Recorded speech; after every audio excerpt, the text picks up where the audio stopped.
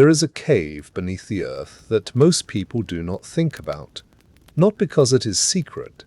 The Norse knew it was there, knew what it contained, knew something of the story of how its occupant came to be placed there. They knew the name of the cave in the way that people know the names of things they would prefer not to think about too directly, holding the knowledge at a slight distance. Not denying it, simply not bringing it to the front of their minds more than necessary. The cave was not in any of the 9 worlds exactly. It was beneath them, or between them, or at the point where several of them pressed against one another and left a space that was not quite any of them. A gap, a hollow in the structure of things, deep enough that the sounds of the world above did not react. It, dark enough that the difference between day and night was a distinction without meaning. This was where they had put him, Loki, who had been many things before this. A traveling companion to the gods, a father of monsters, a teller of truths that no one wanted to hear, a solver of problems he had frequently also created, who had been present at more of the significant moments in the high story of the 9 worlds than almost any other being, and whose presence had made most of those moments significantly more complicated than they would otherwise have been, who had, in the end, done the one thing that could not be forgiven, and had been brought here, and had been bound, and had been left. He had been here for a long time, long enough that the rock beneath him had taken the shape of his body, or rather that his body had learned to accommodate the rock, had settled into it the way any living thing settles into an uncomfortable situation. It cannot change, finding the positions that are least unbearable, and staying in them. Long enough that the darkness had ceased to be a deprivation, and had become simply the condition of his existence, the medium in which he moved through. Time. Long enough that the sound of the venom dripping, that slow, irregular, patient sound, had become the rhythm by which he measured the passing of the ages. Drip. A pause of varying length, sometimes short, sometimes long, never quite the same twice, which was its own particular quality of torment, the inability to predict, the inability to prepare. And then again. Drip. 2 unders. And why Loki was here, you need to understand what he had done. And to understand what he had done, you need to understand something about the world as it was before, about the brightness that existed in it that no longer exists now. The particular brightness of a being called Balder. Balder was Odin's son, the most beloved of all the gods, beloved in the way that certain things are beloved.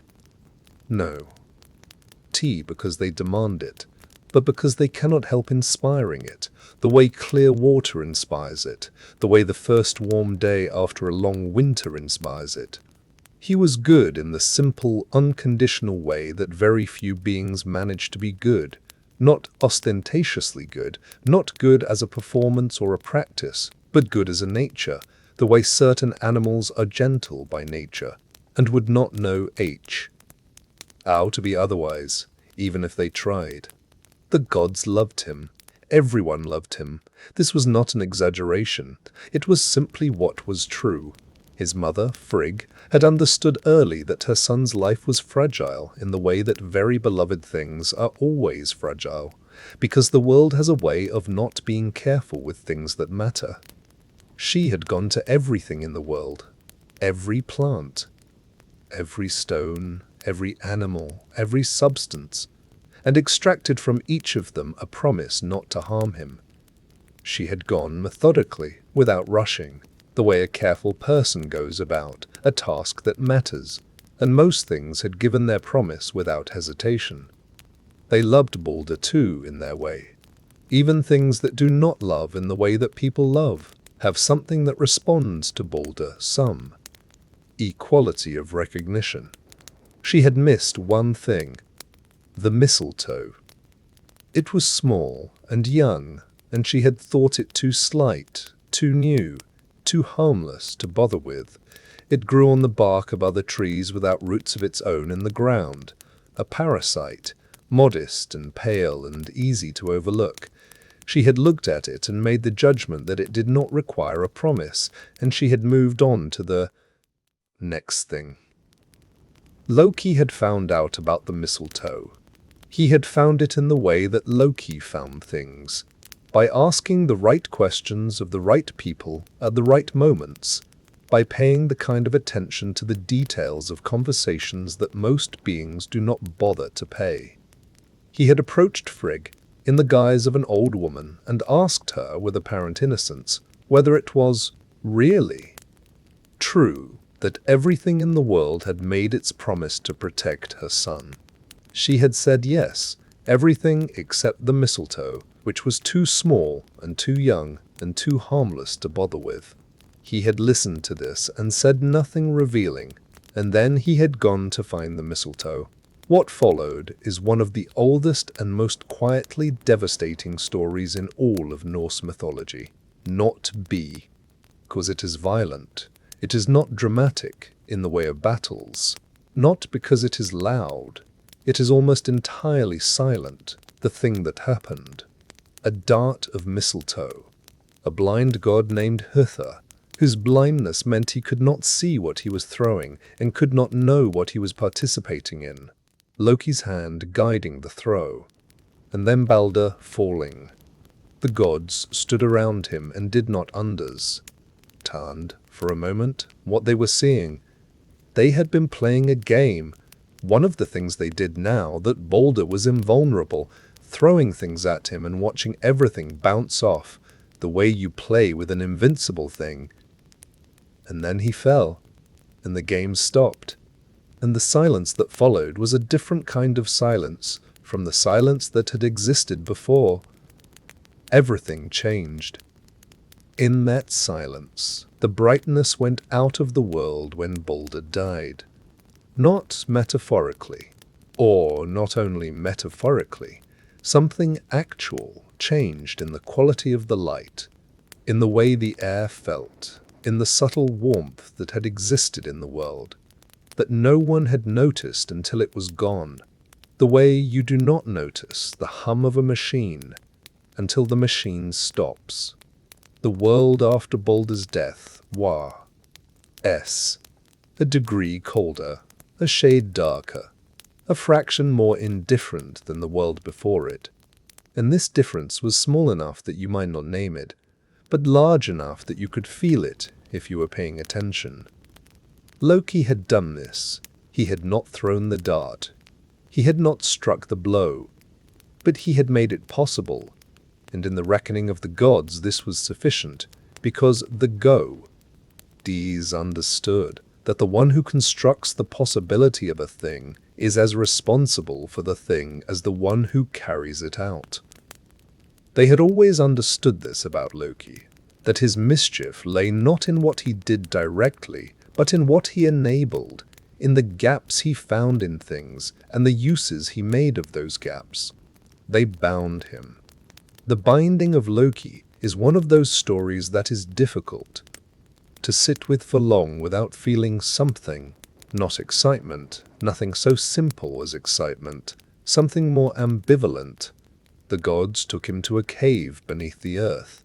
They took his son Narfi, and from Narfi's entrails they made the fetters. This detail is always present in the telling, and it is present because it is supposed to be present, because the Norse understood that the worst punish me.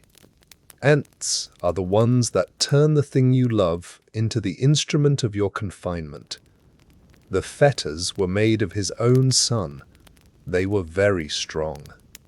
They chained him to 3 great rocks, one beneath his shoulders, one beneath his loins, one beneath his knees, and the rocks were smooth and cold and had been there long enough before this moment that they did not feel the significance of what was happening on them.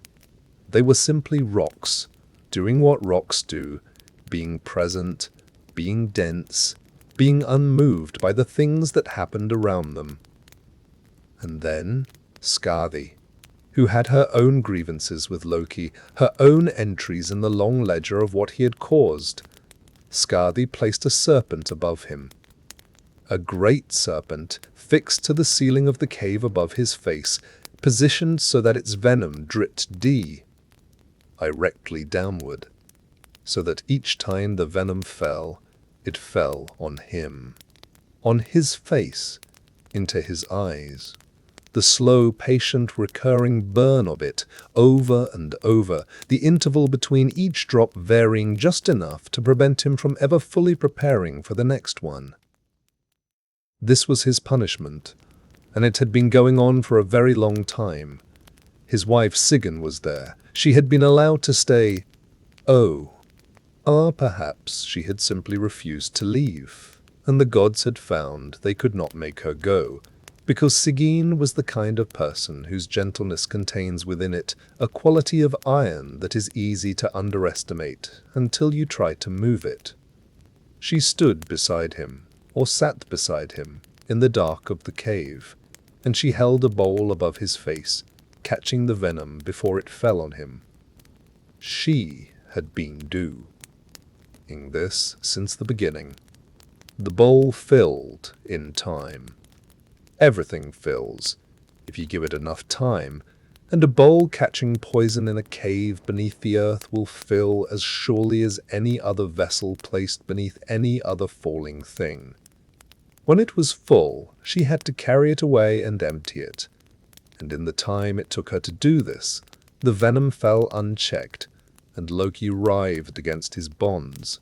The earth shook with the movement of him, and this is what the Norse said caused earthquakes. Loki, in his cave, in the moments when Sigyn was emptying the bowl, she always came back. This detail is important.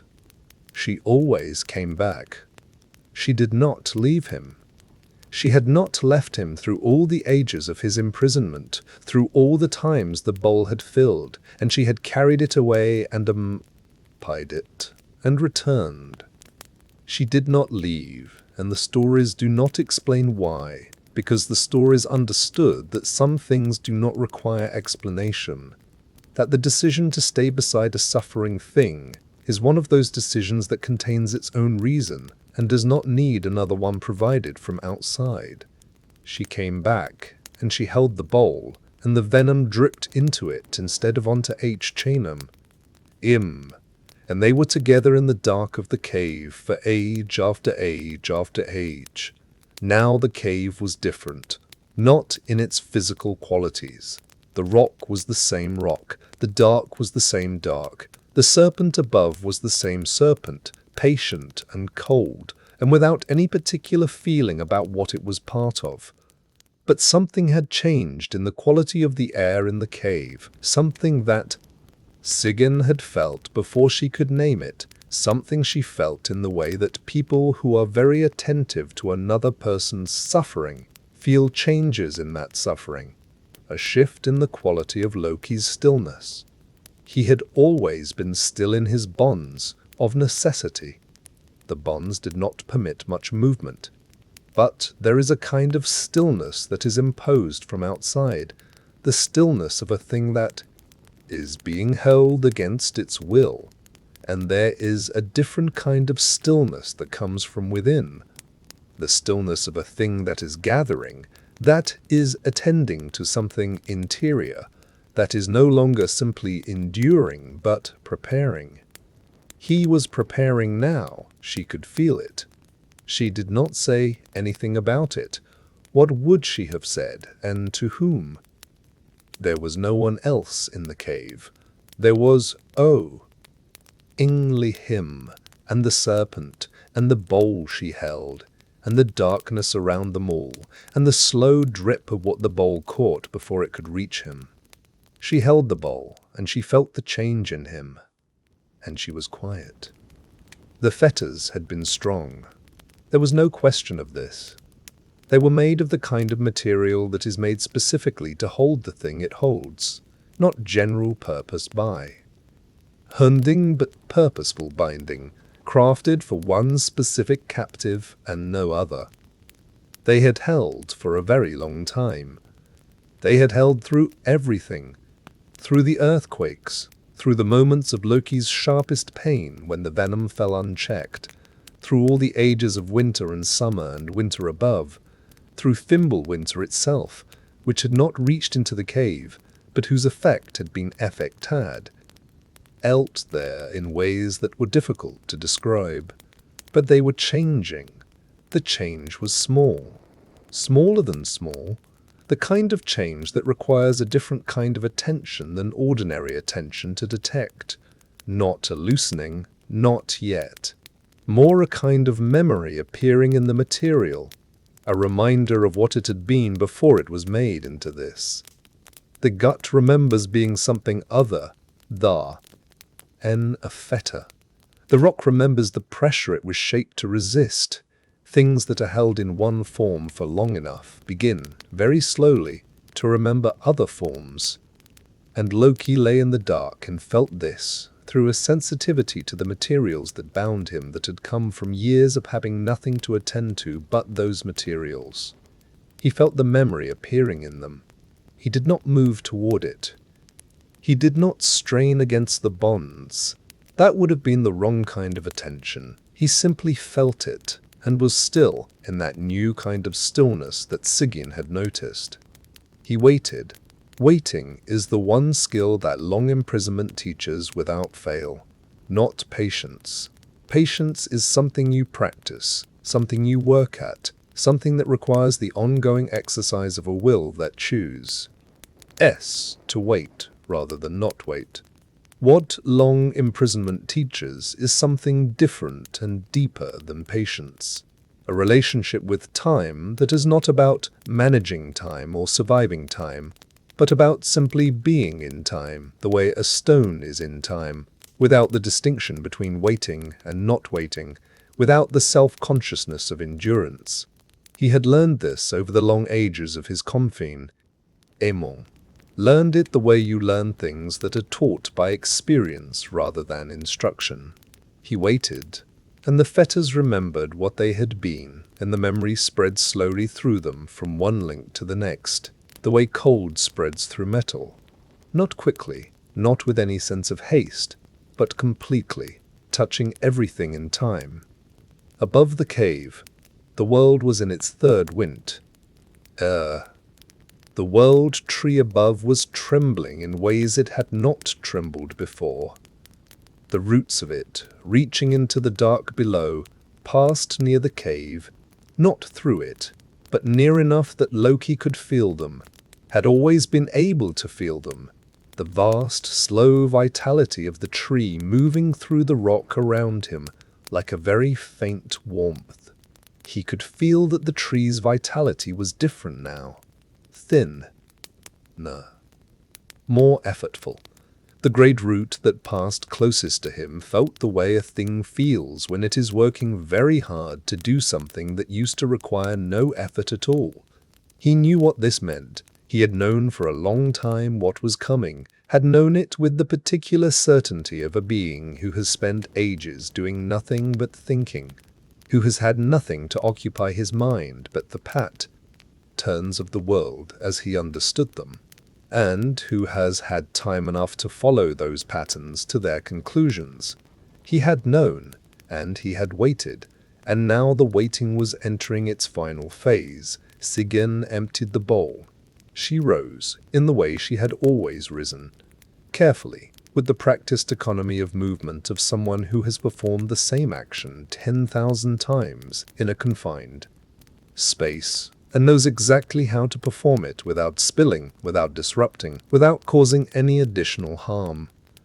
She carried the bowl toward the far part of the cave where she always emptied it, moving through the dark without needing to see, because she knew this dark the way she knew nothing else in the world, knew it completely and precisely and without any remaining uncertainty. And the venom fell. Drop. Then another drop. Then a third. Each one landing on him with the particular quality of pain that is familiar enough to be endured and acute enough to never be simply absorbed. He made no sound. He had long since passed through the stage of making sounds, had arrived somewhere beyond it, not beyond feeling, not hardened against it, but relocated to a position relative to the power. In that was not about expressing it. He absorbed it in silence, and his body moved against the fetters in the old involuntary way, and somewhere above the cave, the earth moved slightly in response. Sigyn came back. She always came back. She placed the bowl above him again, and the drops fell into it instead of onto him, and the silence of the cave reasserted itself around the small regular Sioux. End of the catching. He opened his eyes in the dark, not to see. There was nothing to see, but something in him had made the gesture of a being who is attending to something, who is looking towards something that is not yet visible, but that is approaching. His eyes were open in the dark, and they saw nothing, and this was the same as they had always seen in this cave, and it did not matter. What mattered was what he could feel, the fetters, the slow memory moving through them, the tree above straining, the world above that growing thinner and colder and darker, the long accumulated weight of everything that had been set in motion long ago and that had been moving slowly and inevitably toward this point. He could feel all of it, the way a very still person in a very key. Edskong can feel things that someone moving and making noise cannot feel. The shape of things, the direction of things, the quality of the time that remained. Not much time remained. He closed his eyes again, in the dark where it made no difference whether they were open or closed, and he was still in the new stillness, the one that was not endurance but preparation, and the bowl above him, Ka. Hoot, what fell, and Sigyn held it without speaking, and the cave was very quiet. The fetters remembered, and the world above continued to grow cold, and the tree continued to tremble, and the wolves ran behind the sun and the moon with renewed purpose. And in a cave beneath everything, in the dark, something that had been bound for a very long time lay still and waited for the fetters' memo. Yai, to complete itself. It would not be long now, not long at all. The cave was quiet. The dripping continued, and Loki waited in the particular stillness of something that is almost free.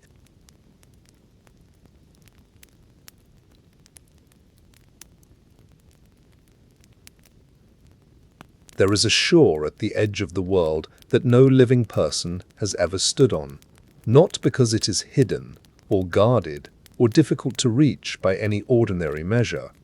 It is simply at the far end of things, past the places where the land thins out and the water widens and the sky comes down lower than it should, past the point where anything with roots in the living world would think to go. It is the shore at the boundary between what is and what has been. The place where the ocean that surrounds all the worlds meets itself coming the other way, where the water is very deep and very still, and has the quality of water that has never had a wave break on it, and does not know what waves are. On that shore there was a ship. It had been there for a very long time. Longer than most things that are made rather than grown. Longer than the oldest building in any of the 9 worlds. Longer than the oldest road. Longer than the oldest name anyone could remember for anything. It had been there since long before it was finished, because it was the kind of thing that is built slowly, that adds to itself over ages rather than being constructed in a single effort, that grows, in its way, by accretion, by the slow addition of piece after piece after piece, each piece small, each piece unremarkable on its own, each piece inseparable in its final form from the 10,000 other pieces that surrounded it. This was Naglfar, the ship of the dead. The great vessel that was built, or that built itself, or that was caused to be built by the logic of events rather than by any single D. incision, from the nail clippings and the hair of the unburied dead. Every person who died without their nails having been cut, every person whose body was not properly tended after death, contributed to it. A fragment here, a sliver there, each contribution invisible in itself, each one absorbed into the whole without ceremony, without acknowledgement, without acknowledgement, without any of the weight that attaches to eye, hand, individual acts. The Norse understood this. This is why they cut the nails of their dead. This is why the care of the body after death was not merely a courtesy or a ritual of grief, but a practical matter with practical consequences. Each nail left uncut was a nail that went to Naglfar. Each small act of neglect or haste or forgetfulness in the tending of the dead was a small contribution to he thing that would sail against the gods at the end of the world. The ship was a collective thing.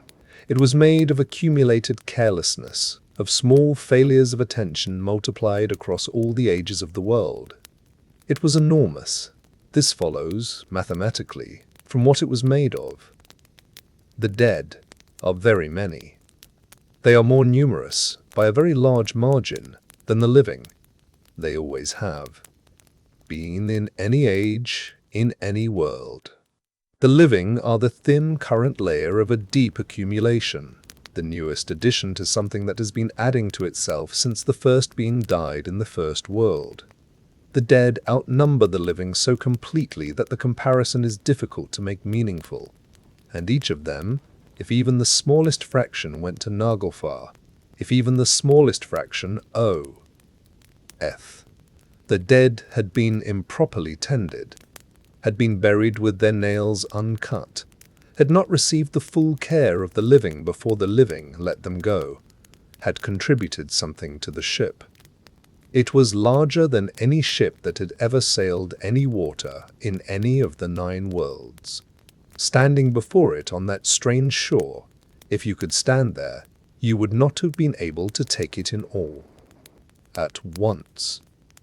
It would have exceeded the eye's capacity in the way that very large things exceed it, the way a mountain exceeds it, or the way a very long coastline exceeds it, requiring you to move your gaze along it slowly, taking in one section at a time, understanding the whole only in pieces, and never quite being able to hold the whole in your mind simultaneously. The hull of it rose from the arc water at the shore to a height that the tallest trees in any of the great forests would not have matched.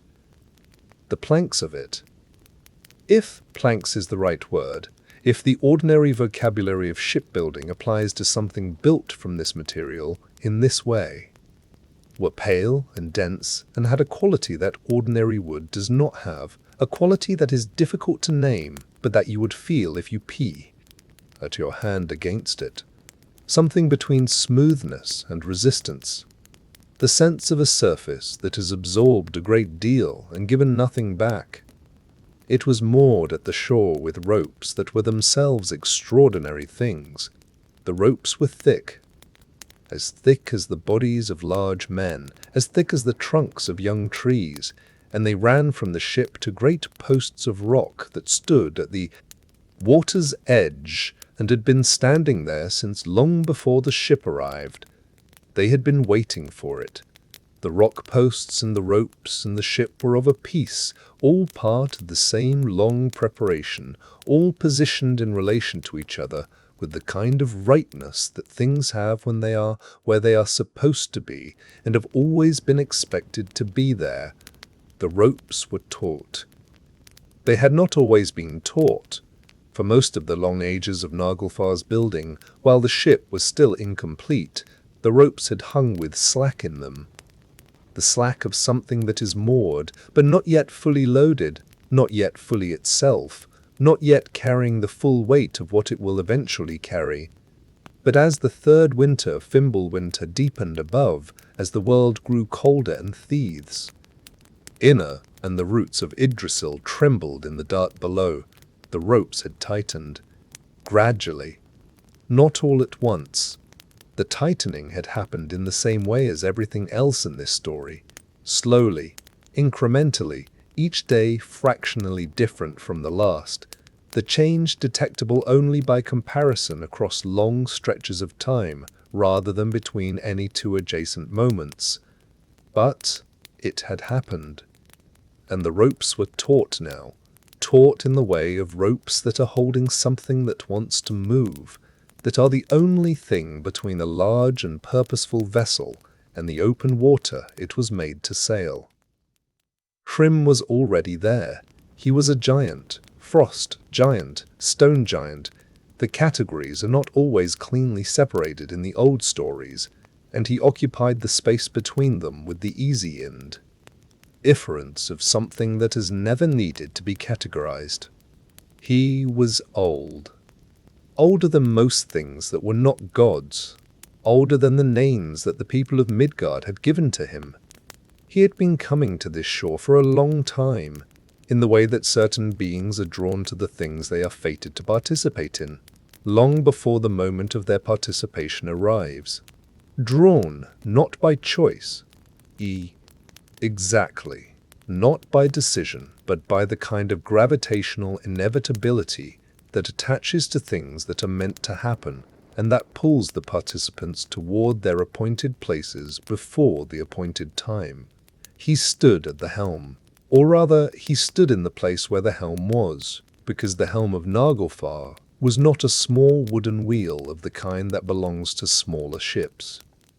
It was a low ingbar of dark wood, dark in the way of wood that has never seen sunlight, that has spent its existence in a place where sunlight does not reach and has taken on the color and quality of that darkness. The bar was thick enough that Hrym held it with both hands, and there was still room on either side of his grip, and he held it with the ease of long familiarity, the ease of something that fits the hand it was made for.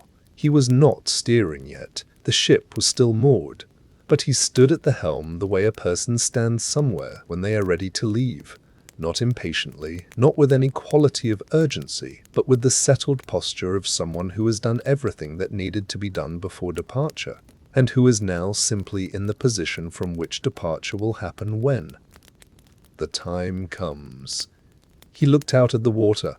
The water on that shore was dark and still in the way of water that is very deep, the stillness of depth rather than the stillness of surface, the kind of stillness that makes you feel that the stillness extends downward as far as the water does, which is very far, which is further than most things that have a bottom have a bottom.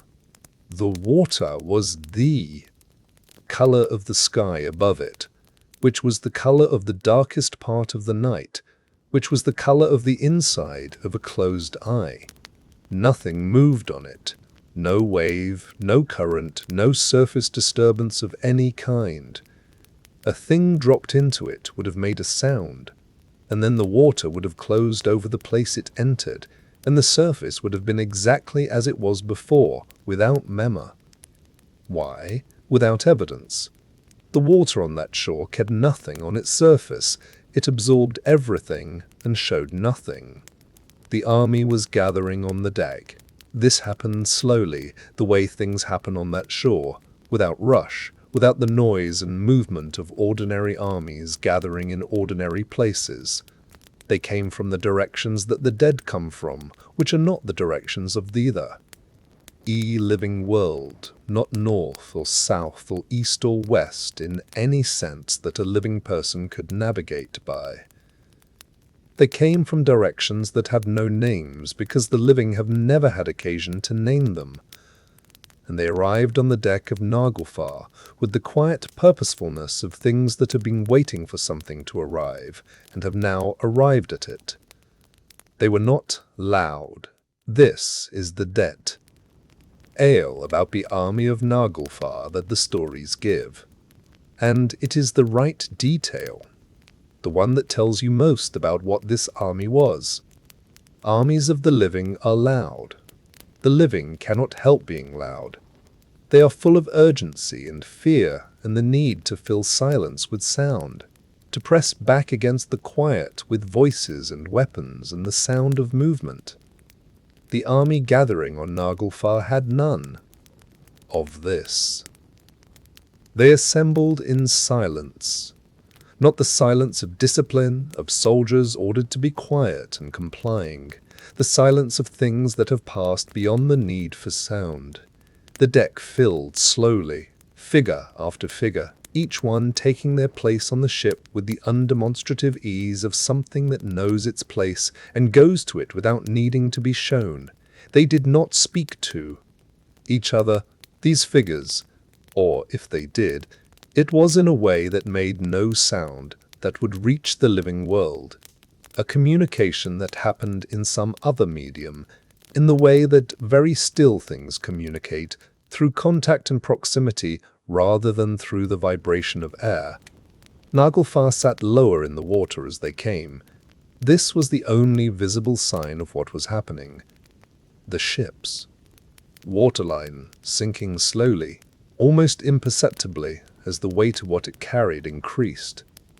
The great hull descending by a fraction with each new arrival, the ropes tightening a degree further as the load grew, the ship settling into the water with the deliberate finality of something that is being loaded for a journey and knows it. The water around the hull was very still. Even the displacement of so large a ship receiving so much weight did not disturb it. The water simply accepted the weight and redistributed itself to accommodate it, without ripple, without sound, without any evidence of the transaction, except the ship sitting lower and the ropes pulling tauter, and the rock posts at the shore bearing more of the strain than they had borne before. The floods were rising above. Connection between what was happening on that shore and what was happening in the worlds above was not simple cause and effect. It was more like parallel expressions of the same underlying thing, the way a tree shows the effects of a drought in its leaves and in its roots simultaneously, without one being the cause of the other. The floods that came with Final Winter's end, the great melting all the ice, the rising of the ocean that surrounds all the worlds. Those floods were related to the loosening of Naglfar's moorings, the way thunder is related to lightning. They were the same event, seen from different distances. The water at that distant shore was still, but the water was rising, very slowly, by the width of a breath each day, by the width of a thought each hour, rising, the way of things that do not hurry because they do not need to hurry, because the direction of their movement is set, and the destination is fixed, and the only question is time, and time is the one thing they have in surplus.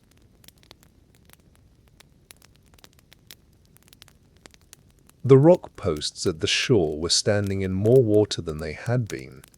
The place on them where the ropes were fixed was closer to the waterline than it had been. You had been on that shore a year ago, and looked at those posts, and then returned now, and looked again. You would have seen the difference, the water at their bases, where before there had been rock. Not dramatically, not alarmingly, just perceptibly different, in the way of a change that has been happening for a long time, and is now becoming visible to the kind of attention that looks for it. The ropes strained. They were still holding. They were very strong ropes attached to very deep posts, and they were not going to fail in the way of things that fail suddenly and without warning.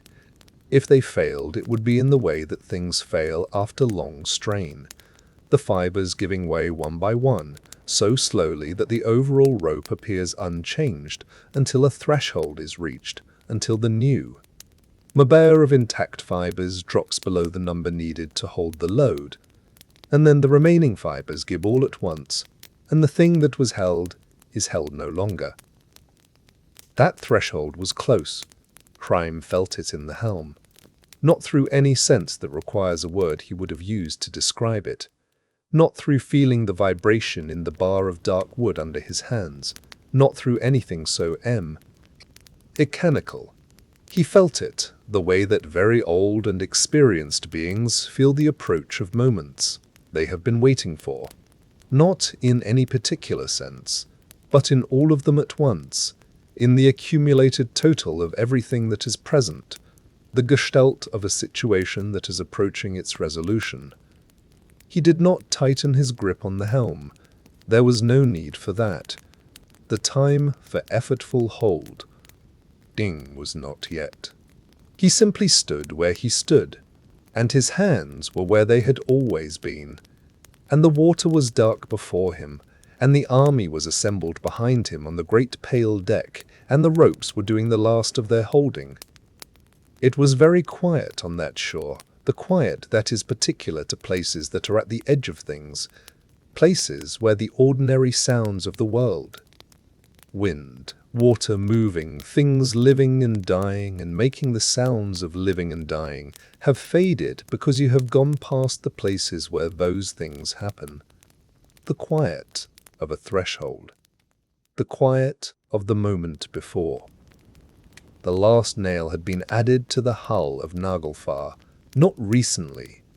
Recently is a word that does not mean much in the context of events that unfold over ages. But within T might be called the recent past of the deep time in which this story exists, the last contribution had been made. Some person, somewhere in the worlds of the living, had died without their nails having been cut, without being properly tended, and that final small fragment had gone to where it needed to go and been absorbed into the structure of the hull, and the ship had been complete. Complete. Ships want to sail. This is simply what ships are for. A ship that sits on a shore indefinitely is not fulfilling the purpose of its existence.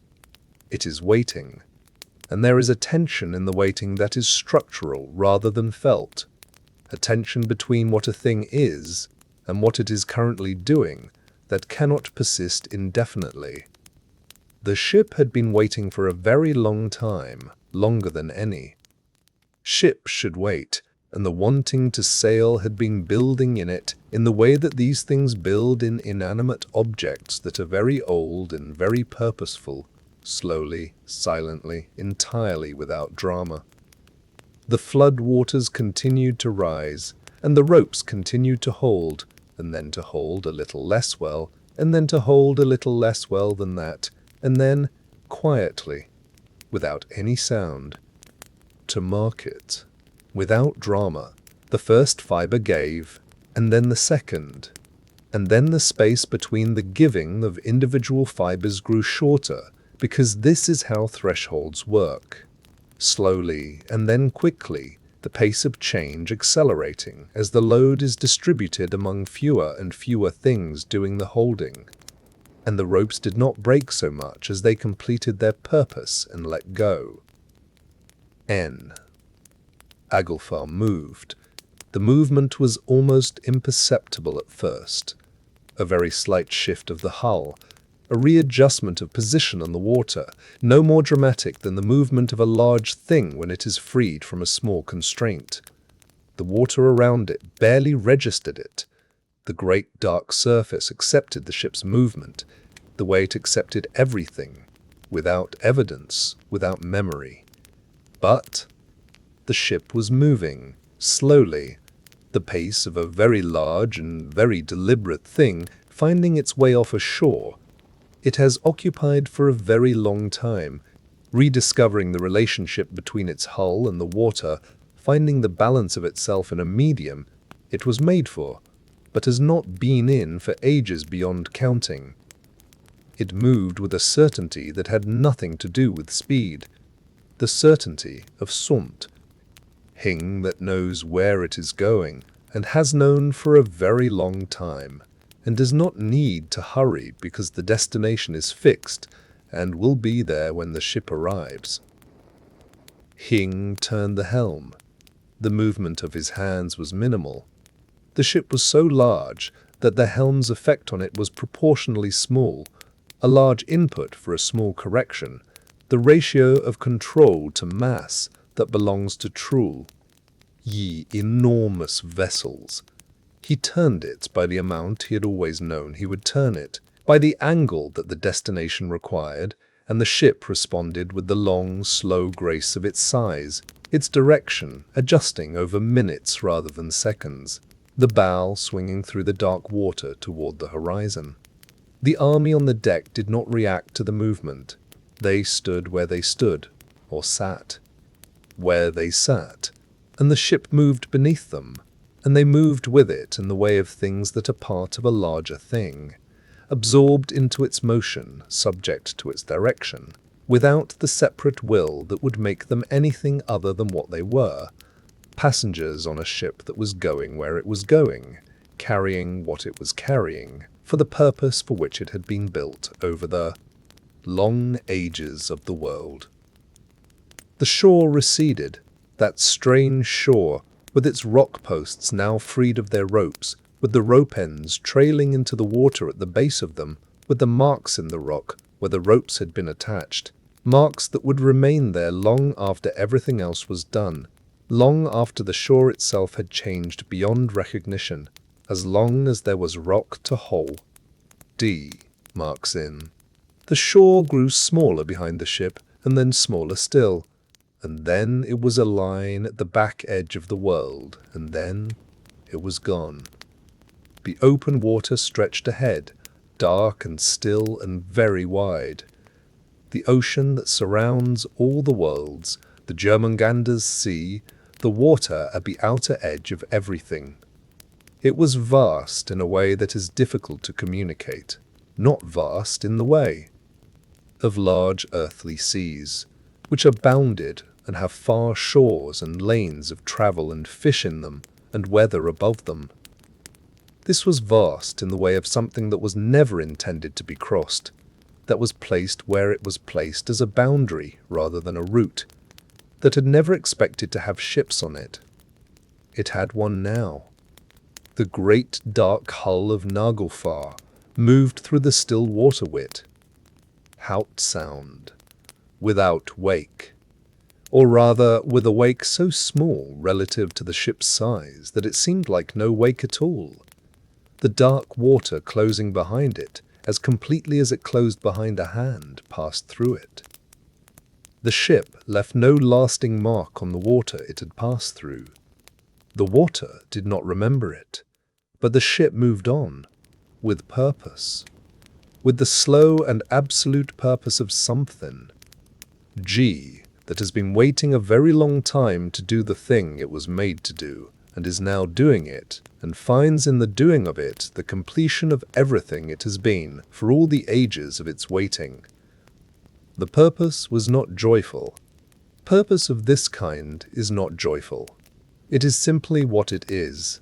The alignment of a thing with its function, the resolution of the tension between what something is and what I, T, is currently doing.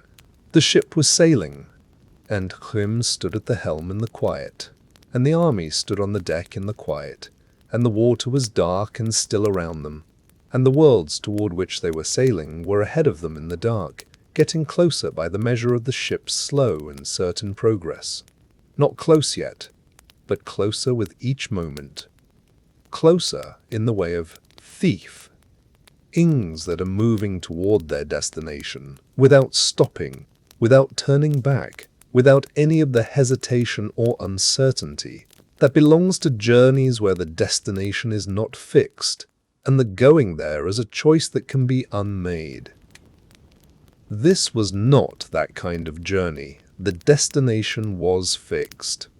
The going there was not a choice. The ship sailed on across the dark water in the quiet, and D. The worlds ahead did not yet know it was coming, and the ropes on the empty shore trailed in the rising flood, and the third winter above was entering its last days, and everything was moving now, slowly, and then less slowly, and then less slowly than that, toward the thing that had always been going to happen. Naglfar sailed on, and the water was dark beneath it, and the sky above was, dark above it, and the ship was very large, and very quiet, and very certain of where it was going, and it sailed on.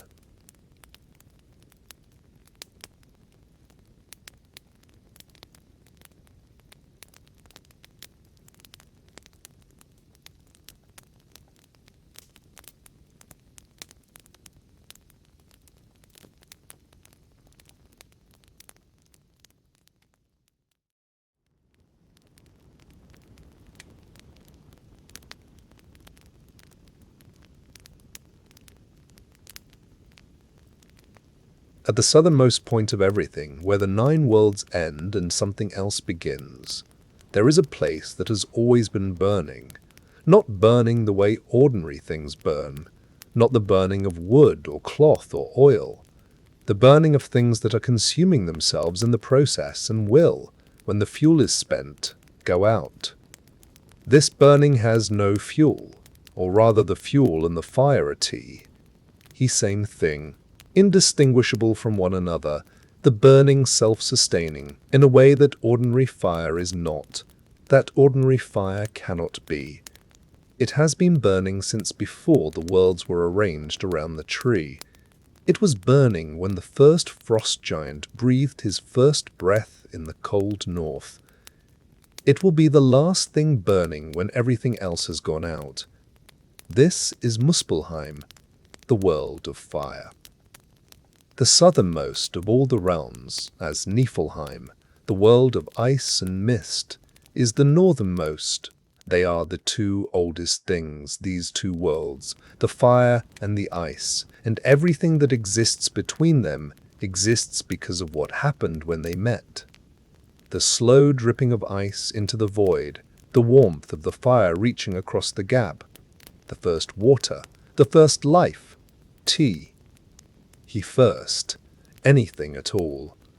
Everything came from the meeting of those 2 things, and everything, in the end, would return to their conflict.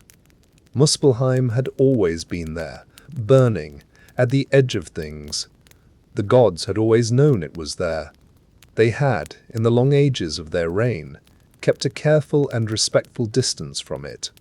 Not out of fear exactly, though fear would not have been in you.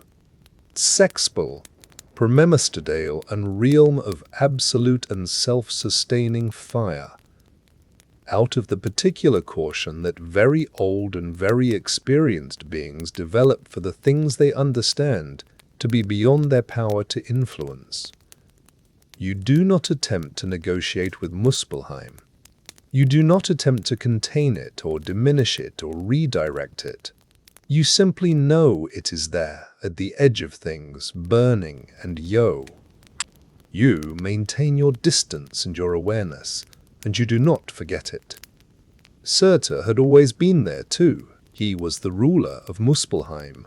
Or perhaps ruler is not quite the right word, because Muspelheim is not the kind of place that is ruled in the way that Asgard is ruled, with its hierarchy and its protocols and its long-standing arrangements between beings of different kinds and powers.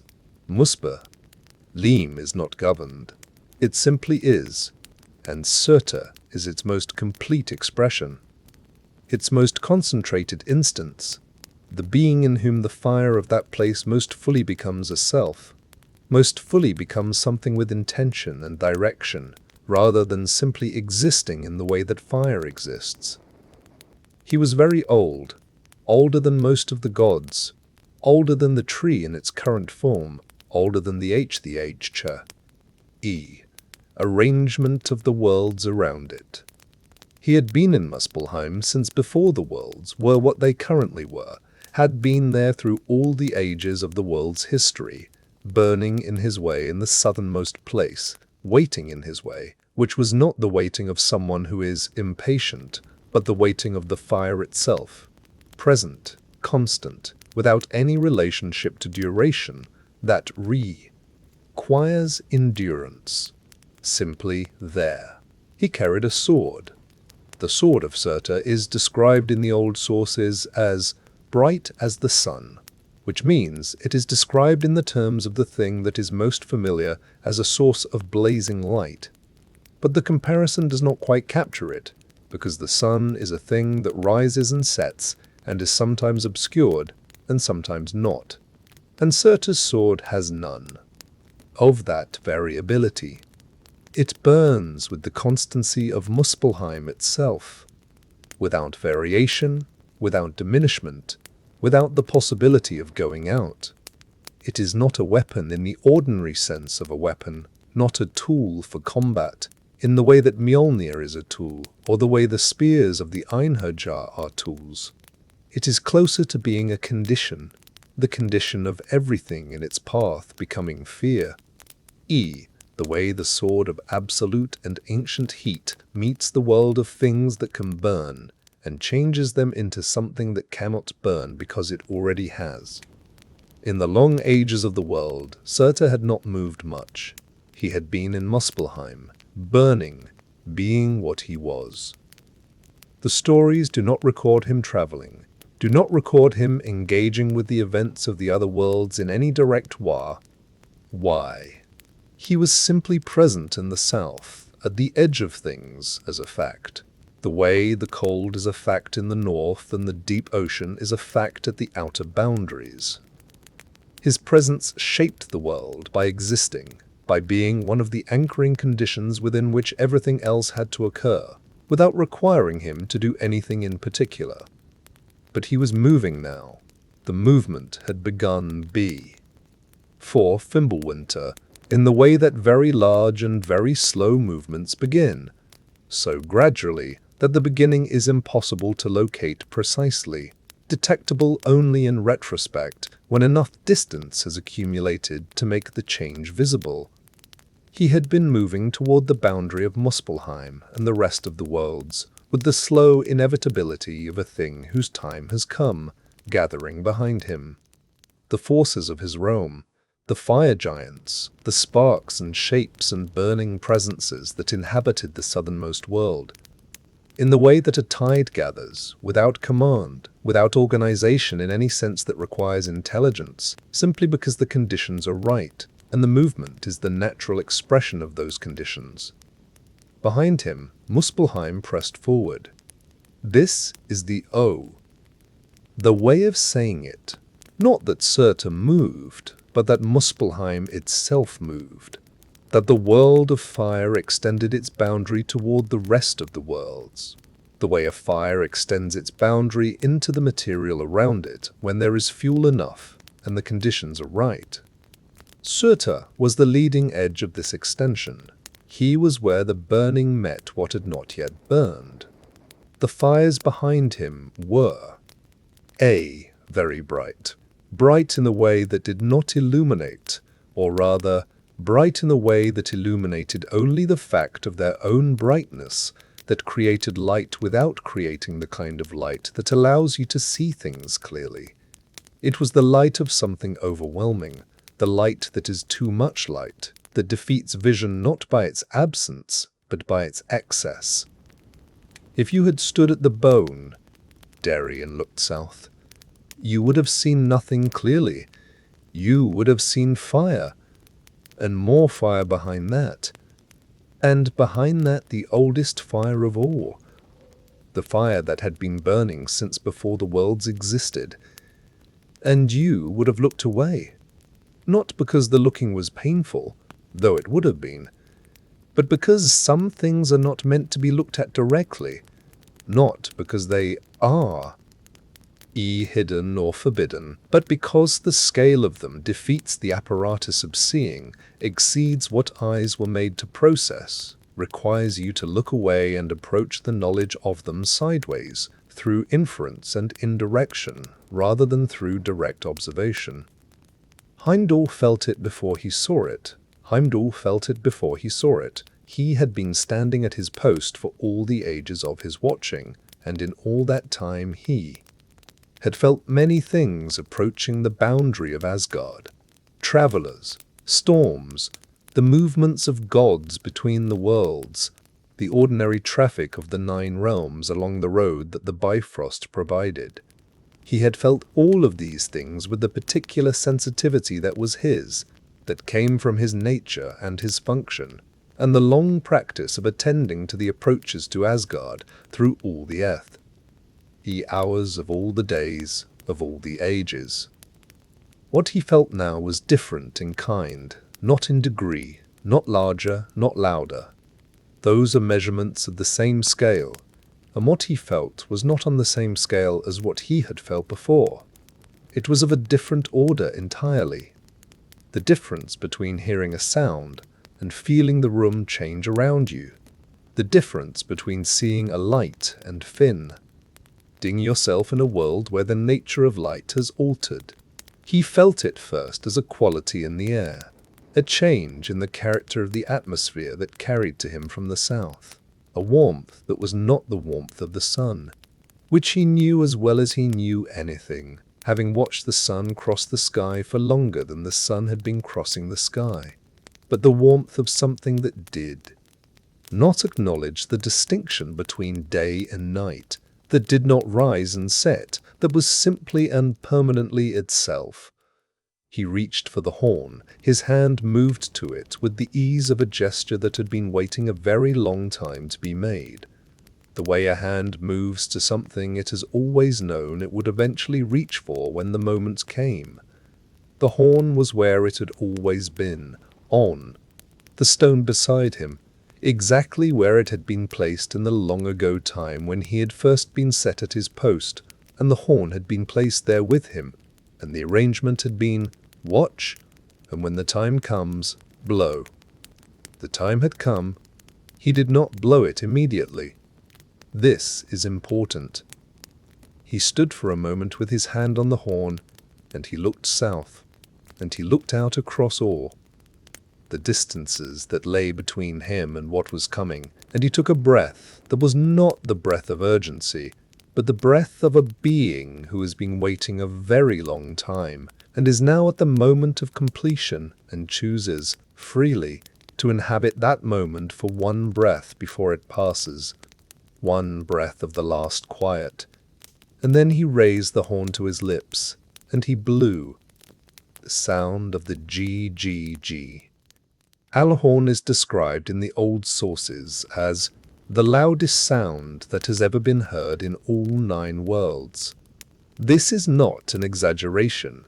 It is simply what is true. The horn was made to be heard everywhere, and it was heard everywhere, because that was its purpose and its nature, and the thing it had been given to Heimdall for. The sound traveled through the air of all the worlds simultaneously, in the way that sound travels through air, spreading outward, diminishing with distance, arriving later at further places than at nearer ones, but in the way that certain things travel when they are the kind of thing that the usual rules do not apply to. Immediately, completely, at the same moment in every place. In Asgard, the sound arrived and every being in the realm felt it in the same eye. Instant.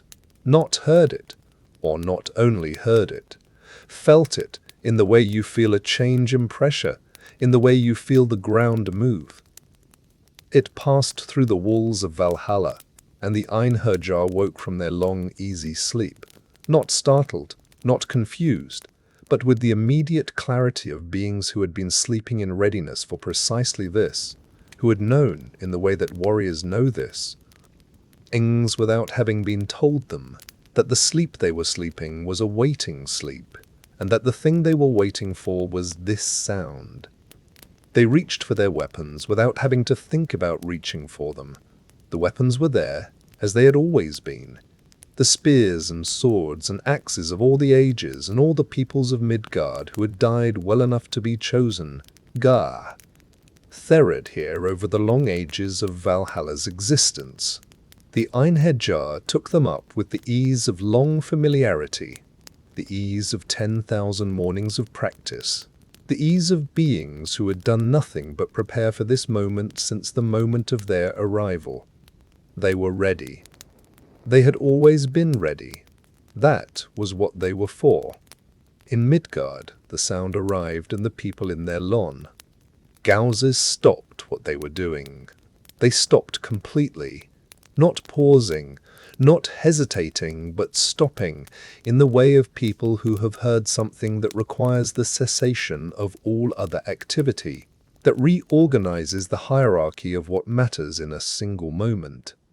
They stopped, and they listened to the silence that followed the sound, because after a sound like that, the silence is different. It is the silence of a world that has heard something it cannot unhear, that has been changed by the hearing, that is now a different silence from the silence it was before. Some of them knew what the sound was. They had heard of it in the old stories, the stories told around low fires in long winters.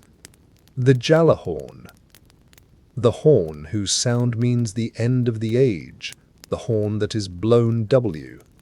Hen, the watching is over, and the time that was always coming has arrived. They knew it in the way that people know things from stories. Abstractly, theoretically, as something that happened in the stories and might happen in the world but has not yet happened in their world. And then it happened in their world. And the abstract knowledge became the other kind of knowledge, the kind that lives in the body rather than the mind. Others did not know the name, but they understood the meaning, because some things communicate their meaning directly without requiring an intermediate layer of knowledge or recognition. The sound of the Jalahorn was one of those things. You did not need to have heard of it to understand, when you heard it, that the age you were living in was over and something else was beginning.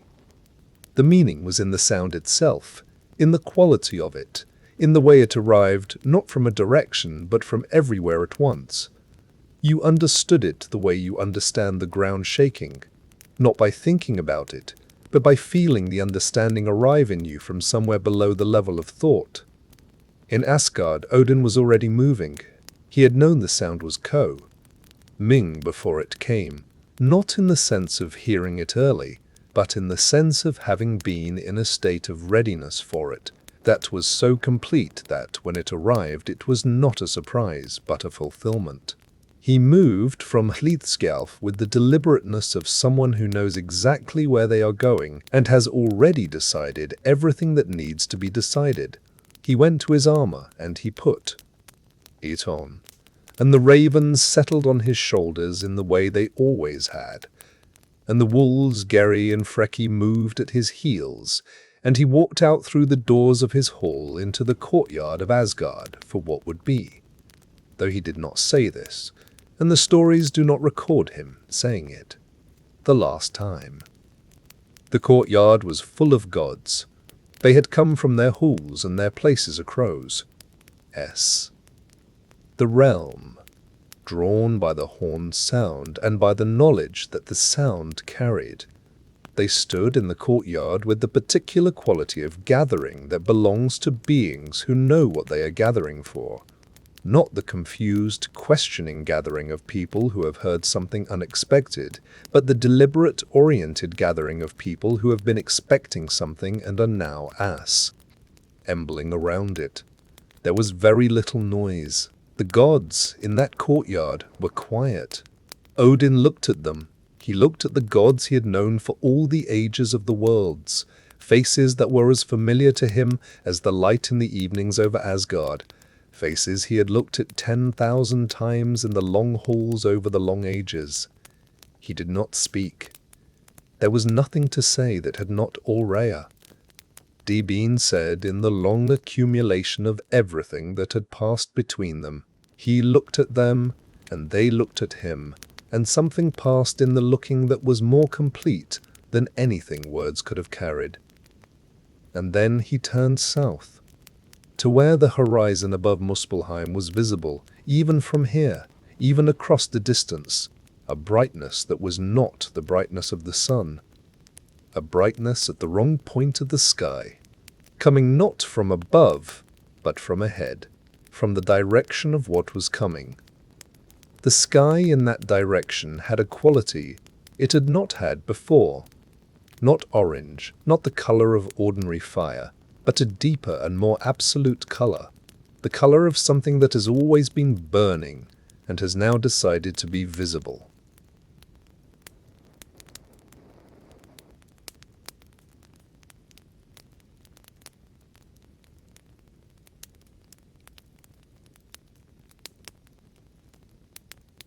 Was coming.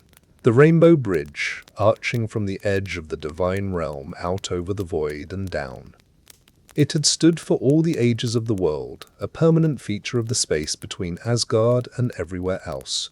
One of the things you did not think about, because it had always been there, and its there-ness had never been in question.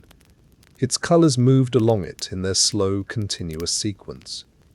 Red through orange, through yellow, through green, through blue, as they had always moved, as they had been moving since the bridge was made, without interruption. The fire giants came up from the south like weather, not like an army in the sense of formations and commands, and the organized movement of beings who are following instructions. They came the way weather comes, not from any one erection, but from the whole of the southern sky at once, the way a storm arrives, not from a point, but from a mass, filling the space between earth and sky with itself, advancing on all fronts simultaneously without any of the tactical deliberateness of a force that is trying to outmaneuver something. They were not trying to outmaneuver anything. They were simply coming, the way fire simply comes, when the conditions are right, advancing into the space available to it. And Surtur was at the front of them. He walked. This is the detail that the stories give, and it is the right detail. He did not ride, did not fly, was not carried. He walked with the slow and absolute pace of something that is not hurrying, because hurrying would imply the possibility of being late, and he was not going to be late, and he had never been going to be late, because the time of his arrival was the time of his arrival, and was not subject to the contingencies that make hurrying necessary for other beings. He walked, and the ground that received his steps received them, the way kindling receives the first touch of flame. Changed, fundamentally and completely changed, by the contact. The Bifrost felt the weight of them before they reached it. The bridge had held the weight of gods for all the ages of its existence, had held the weight of travelers and armies and processions of all the kinds of beings who had used it to move between the worlds. It had been made to hold weight. It had been made to hold the weight of anything that needed to cross between Asgard and the worlds below. And it had. Never failed at this, had never shown any sign that it would fail, had simply done what it was for through all the long ages of its standing. But it had not been made for this. It had not been made to hold the weight of Muspelheim advancing. The bridge was fire in one of its forms, fire twisted with air and water into the shape of a bridge, given permanence by the same deep magic that gave Yggdrasil its permanence, the magic of the first things being arranged into the forms they were going to hold for the age of the worlds. It had fire in it. But the fire of the Bifrost was the fire of making, the fire that was part of creation, that had become form and structure and purpose. The fire that was coming had no form. It had only itself, only the absolute, consuming, self-sufficient.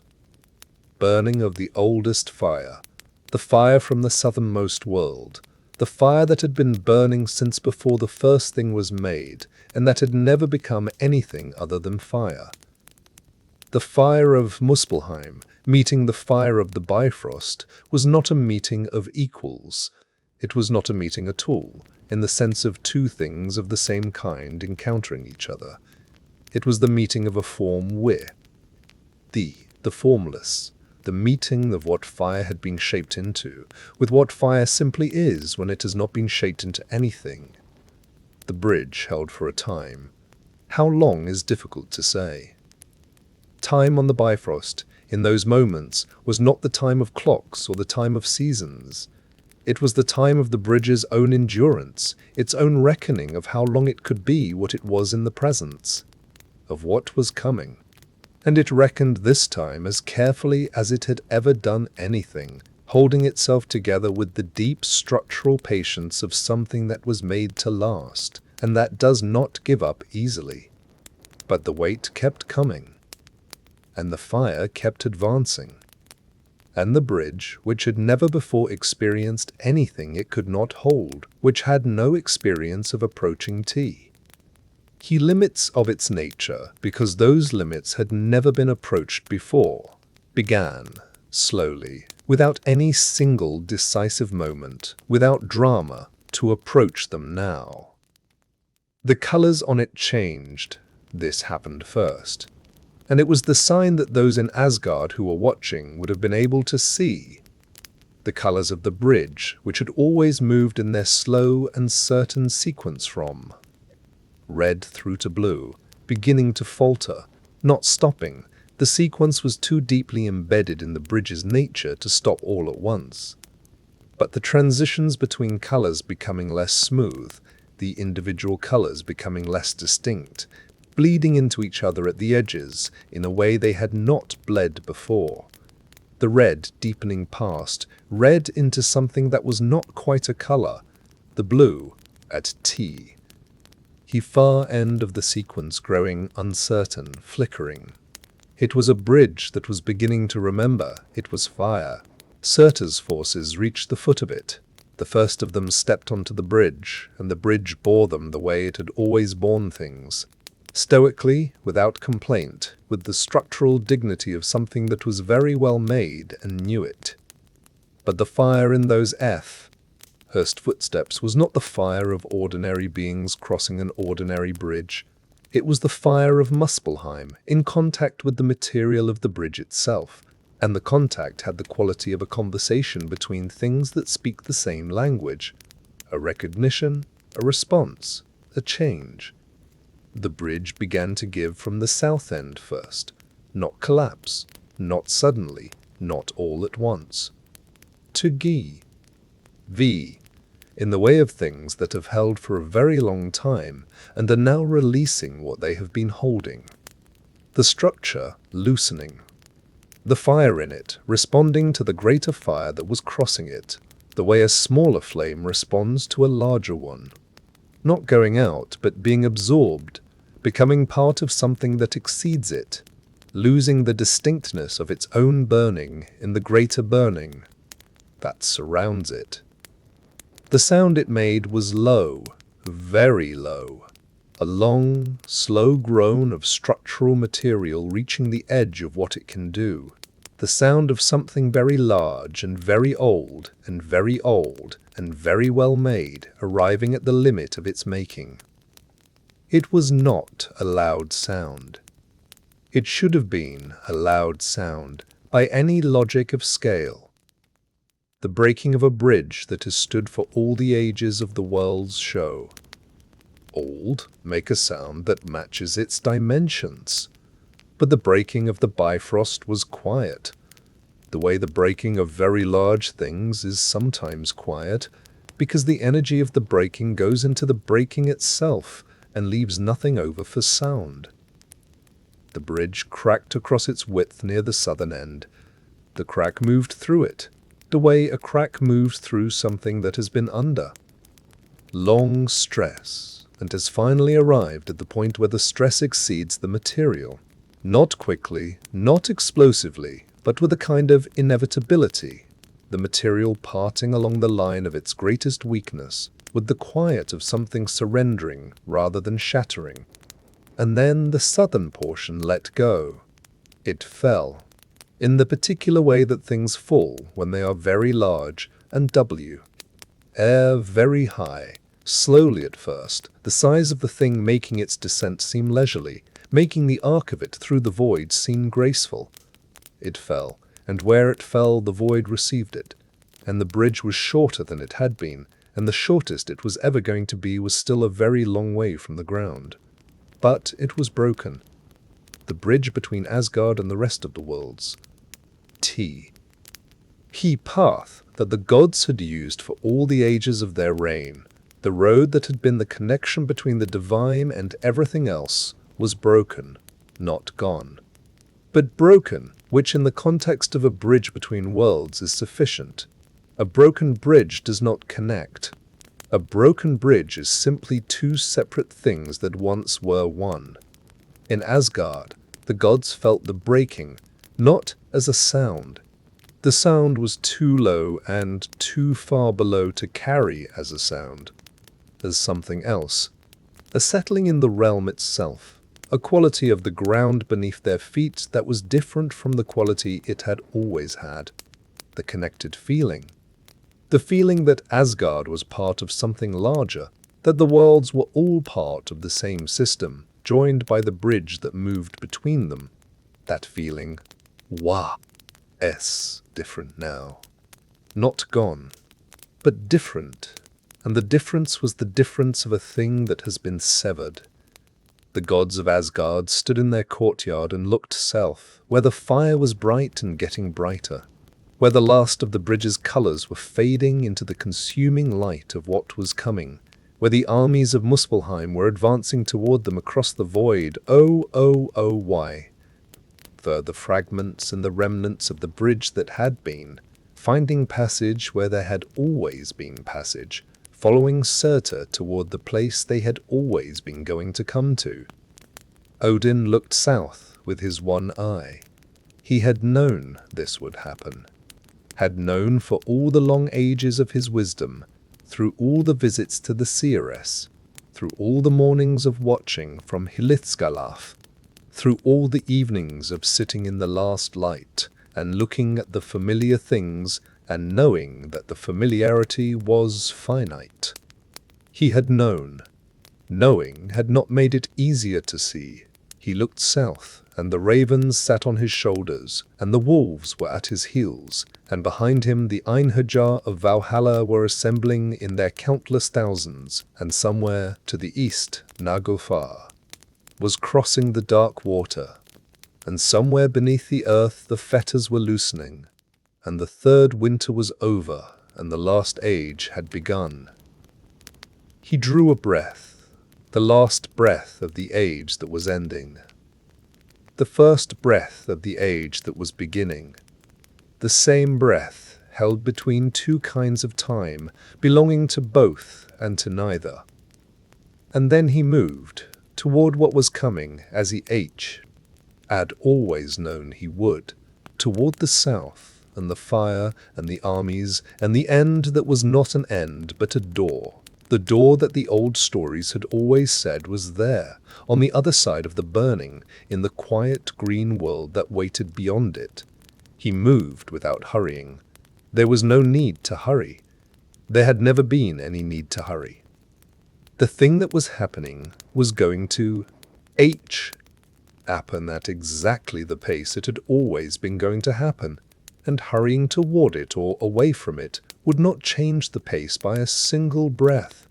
He walked toward the south, and the fire came toward him, and the age of the gods moved into its last hours, the way all ages move into their last hours, not with a sudden end, but with a long, slow, inexorable diminishing of the distance between what has been and what must be, until there is no distance left at all.